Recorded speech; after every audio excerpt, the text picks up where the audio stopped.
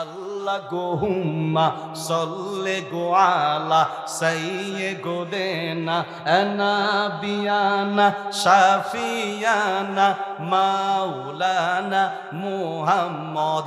আল্লাহ গোহুম্মা সল্লে গো আলা, সেই তাল আল্লাহর লগে গোযোগ করছে ওই যে তাল মিলানোর জন্য। আপনাদের এলাকায় ওই যে টিউবওয়েল বসাইলে গাছ কাটার সময় কিছু বোল বলে, দেখবেন মারো টান, আমার কথা কন, মারো টান আরো জোরে।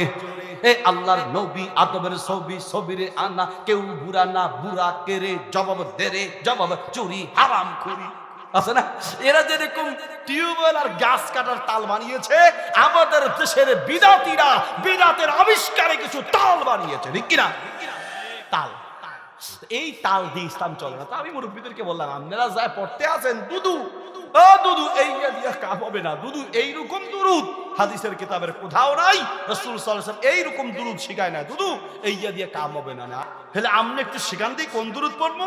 আমি বললাম সবচেয়ে উত্তম দুরুদ হলো আমরা নামাজের মধ্যে যে দুরুদ পড়ি, আল্লাহুম্মা সাল্লি আলা মুহাম্মাদ ওয়া আলা আলি মুহাম্মাদ কামা সাল্লাইতা আলা ইব্রাহিম ওয়া আলা আলি ইব্রাহিম ইন্নাকা হামিদুম মাজিদ।